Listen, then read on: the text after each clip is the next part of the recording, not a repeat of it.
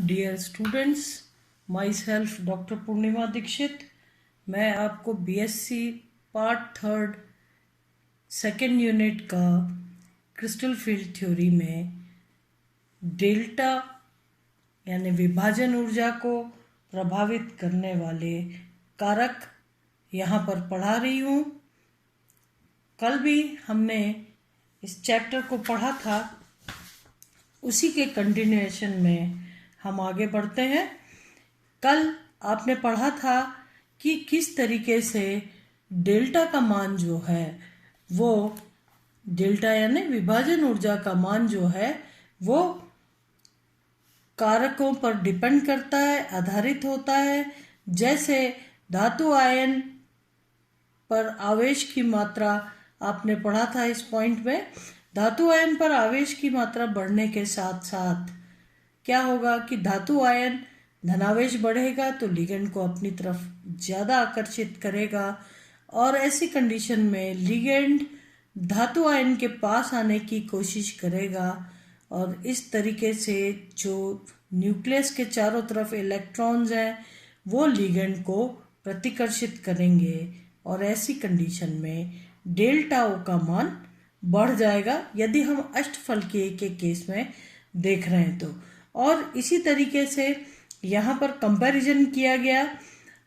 Vanadium H2O6 2+ के case में delta ओ का मान 12,600 सेंटीमीटर इनवर्स, जबकि वैनेडियम H2O6 3+ के केस में 2+ से 1+ या 1 ऑक्सीकरण अवस्था में वृद्धि हो रही है, 2 से 3 में ऑक्सीकृत हो रहा है।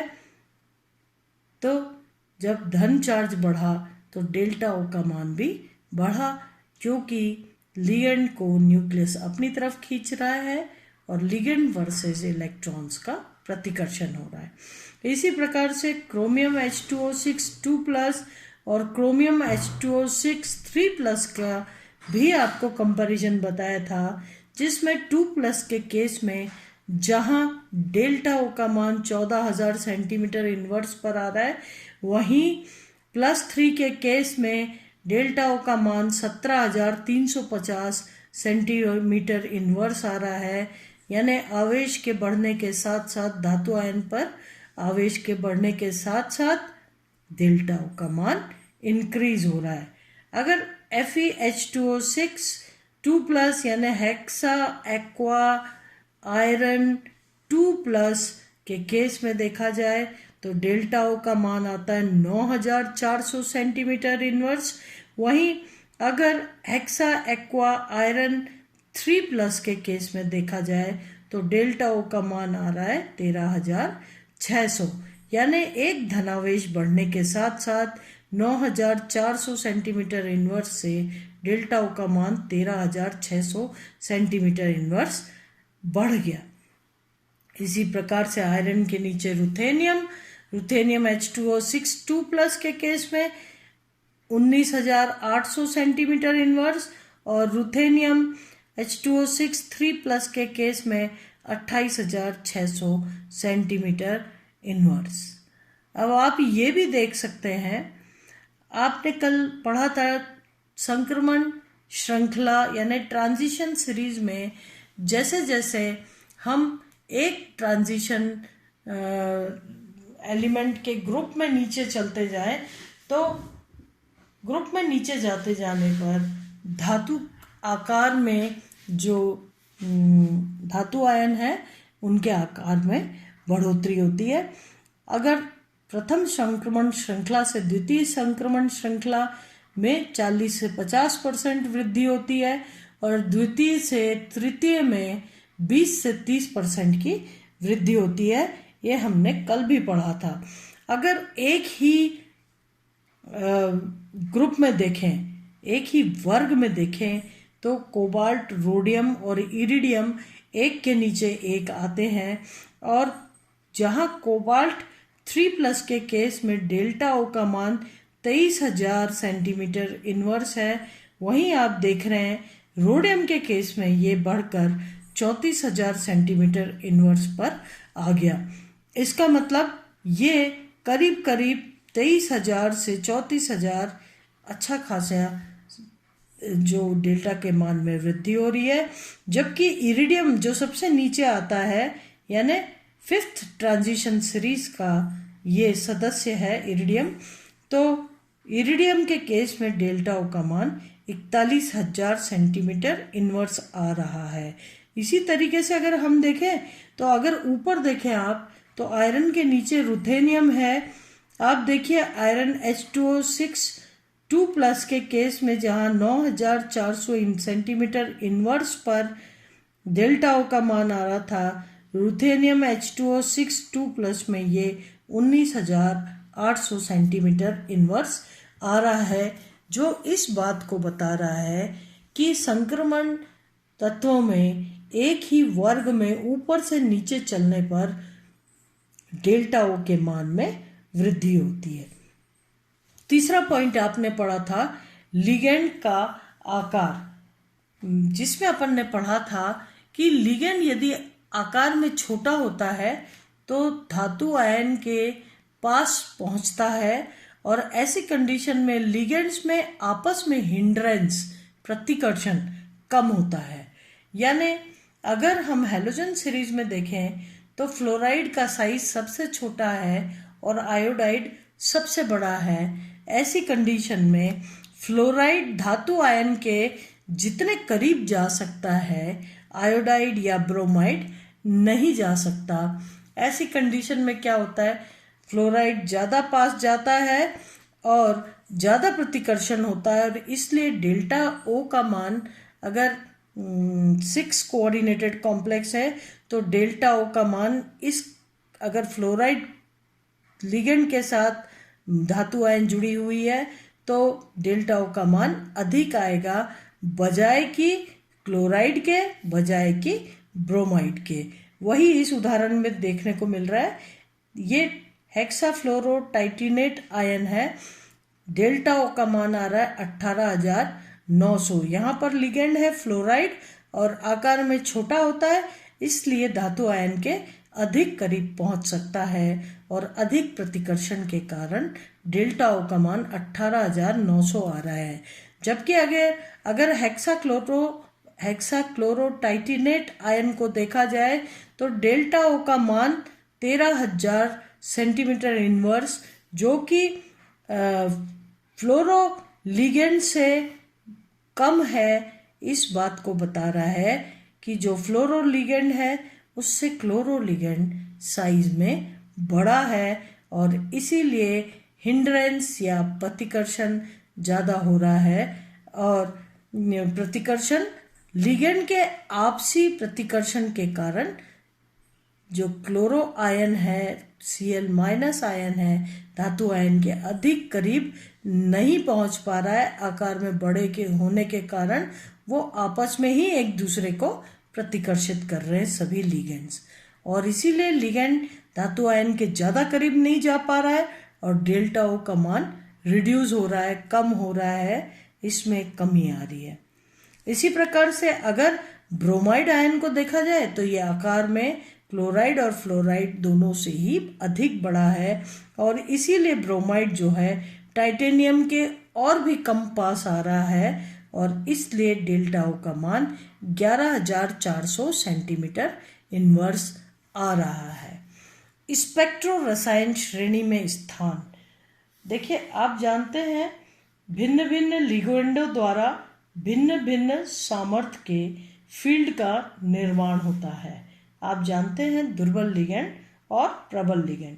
कुछ लिगेंडों का क्रिस्टल फील्ड बहुत दुर्बल तथा कुछ का बहुत प्रबल होता है, इसलिए एक ही धातु के विभिन्न लिगेंडों से बने संकुल में डेल्टा का भी मान अलग अलग होता है।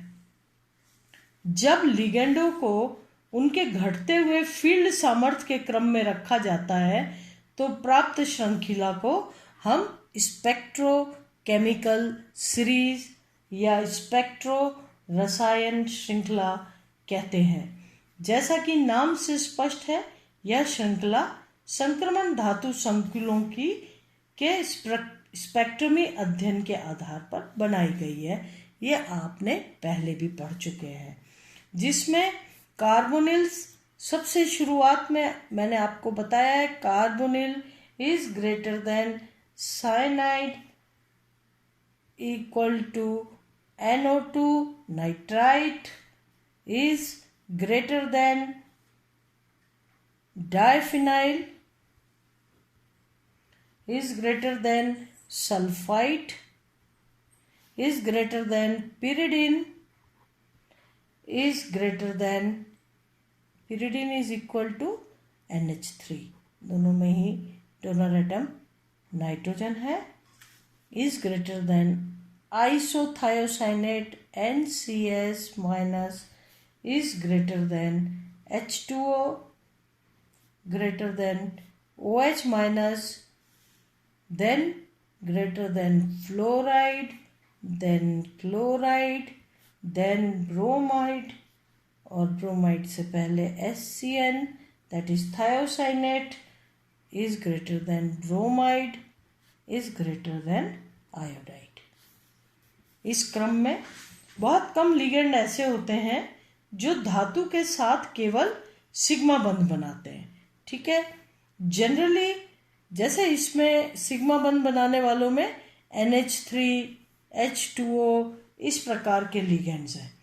ठीक है, अधिकांश लिगेंड सिग्मा बंध के अतिरिक्त धातु के साथ पाई अतिव्यापन की सामर्थ्य रखते हैं, यानी सिग्मा बंध तो बन ही रहे हैं, प्लस यदि लिगेंड पर एम्प्टी खाली पी और कक्षक या एंटीबॉन्डिंग खाली रिक्त एंटीबॉन्डिंग मॉलिक्यूलर ऑर्बिटल्स उपस्थित होते हैं तो धातु आयन के भरे हुए डी कक्षकों से इनका अतिव्यापन होता है और पाई बंध बनते हैं। तो यही बात है कि अधिकांश लिगेंड सिग्मा बंध के अतिरिक्त धातु के साथ पाई अतिव्यापन की सामर्थ्य रखते हैं। खाली या भरे हुए बंधी या प्रतिबंधी यानी बॉन्डिंग एंड एंटी बॉन्डिंग आणविक कक्षक यानी bonding molecular orbitals and anti bonding molecular orbitals या परमाणु कक्षक इस प्रकार के पाई कक्षक हो सकते हैं। उदाहरण के लिए कार्बोनाइल साइनाइड लिगेंडों में रिक्त पाई स्टार यानी क्या हो गया, एंटी बॉन्डिंग मॉलिक्यूलर ऑर्बिटल। किनमें कार्बोनाइल साइनाइड्स, इनमें anti bonding pi star molecular orbitals जो होते हैं, ये पाई स्टार मॉलिक्यूलर ऑर्बिटल जो हैं ये पाई बंध बनाते हैं। इसी प्रकार इथिलीन में भरे हुए पाई बंधी कक्षक धातु कक्षकों के साथ पाई अतिव्यापन कर सकते हैं। फॉस्फीन, आर्सिन आदि में फॉस्फोरस पर, आर्सेनिक पर उपस्थित डी कक्षक पाई बंध बनाने के लिए उपयुक्त हैं। मैंने आपको बताया धातु आयन के भरे हुए डी कक्षकों से इलेक्ट्रॉन्स इनमें शिफ्ट होकर के और पाई बंध बनाते हैं। दूसरी ओर हैलाइड्स आयनों में पी कक्षक, आप जानते हैं हैलाइड में पी कक्षक भरे हुए होते हैं, तो हैलाइड आयनों में पी कक्षक सिग्मा के साथ साथ पाई बंध बना सकते हैं। ये पाई बंध बना सकने वाले पी कक्षक भरे हुए होते हैं। इन पाई अतिव्यापन की सम्मिति रखने वाले लिगेंडों के क्रिस्टल फील्ड की तुलना करने पर हम पाते हैं कि रिक्त पाई कक्षक वाले लिगेंड प्रबल क्रिस्टल फील्ड उत्पन्न करते हैं, जिससे कार्बोनिल साइनाइड्स संकुल निम्न चक्रण वाले संकुल बनाते हैं। क्योंकि ऐसी कंडीशन में अगर डेल्टा ओ का मान अधिक होगा तो आप जानते हैं कि पहले पेयरिंग होगी और इस प्रकार से निम्न चक्रण संकुल बनेंगे। डेल्टा ओ का मान अधिक, पेयरिंग का कम हो जाएगा तो पहले पेयरिंग होगी, निम्न चक्रण अंतः कक्षक या चक्रण युग्मित संकुल बनते हैं। इसके विपरीत भरे हुए पी कक्षक वाले लिगेंडों के कारण क्रिस्टल फील्ड विभाजन ऊर्जा का मान काफी कम होता है, जिससे उच्च चक्रण संकुल बनते हैं। वैसे भी अगर इस इलेक्ट्रो रसायन श्रेणी में देखा जाए तो भरे हुए पी कक्षक वाले जो लिगेंड्स हैं, ये लिगेंड्स जो हैं ये वीक फील्ड उत्पन्न करते हैं और इस श्रेणी के अंतिम सदस्यों में आते हैं।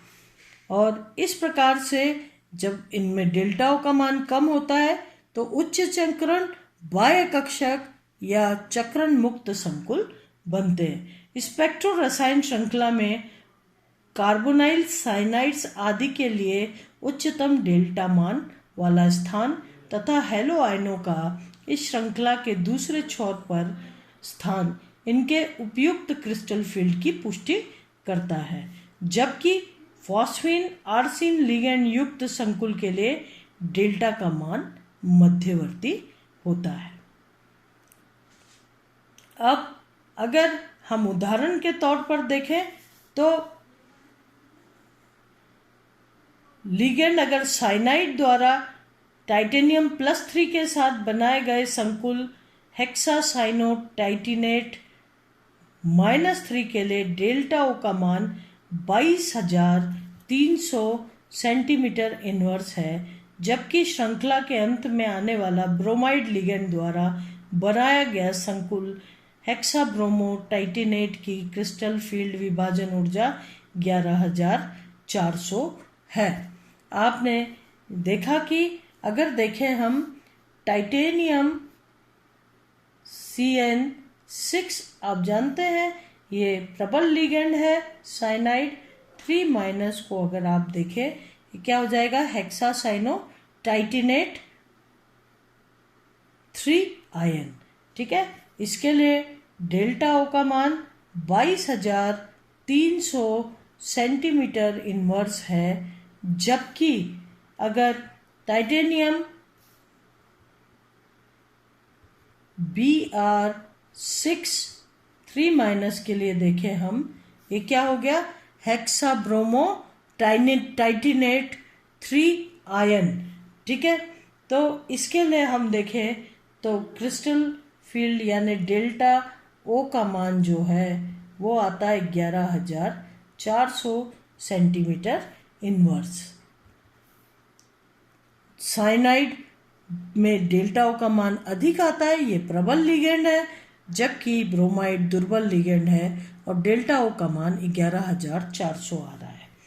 ठीक है, तो इस प्रकार से आपको समझ में आता है कि एक तो इस प्रकार के संकुलों में सिग्मा बंध नहीं, सिग्मा के साथ साथ कुछ डबल बॉन्ड कैरेक्टर्स भी होते हैं, पाई बंध भी बनते हैं। दूसरी बात, ऐसे लिगेंड्स जो स्पेक्ट्रो रसायन श्रेणी के शुरुआत में आते हैं उनके लिए डेल्टा का मान, डेल्टा यानी स्प्लिटिंग एनर्जी, और डेल्टा ओ अष्टफल की संकुलों में स्प्लिटिंग एनर्जी का मान अधिक होता है बजाय कि उन लिगेंड्स के जो इस श्रेणी के अंतिम सदस्य हैं। अब नंबर 5 पे हम पढ़ रहे हैं संकुल की ज्यामिति।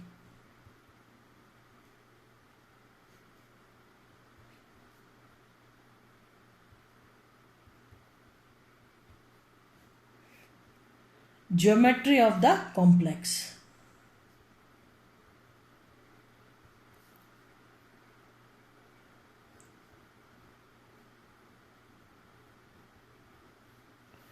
आप जानते हैं कि कक्षकों का क्रिस्टल फील्ड विभाजन धातु आयन की प्रकृति तथा आवेश पर निर्भर करता है। ठीक है, ज्यामिति में आप जानते हैं कि डेल्टा का मान संकुल की ज्यामिति पर भी निर्भर करता है, उसके धनावेश पर भी निर्भर करता है, और संक्रमण श्रृंखला में जो ट्रांजिशन सीरीज में है वो भी आपने पढ़ा कि एक के नीचे एक आने पर किस तरीके से उनका जो डेल्टा का मान है वेरी करता है, भिन्न भिन्न आता है। अब संकुल की ज्यामिति में डेल्टा का मान संकुल की ज्यामिति पर भी निर्भर करता है, क्योंकि आप पहले भी पढ़ चुके हैं कि डेल्टा ओ के लिए जो यानी अष्टफलकीय संकुलों में डेल्टा का मान बहुत अधिक आता है तुलना के चतुष्फलकीय संकुलों के।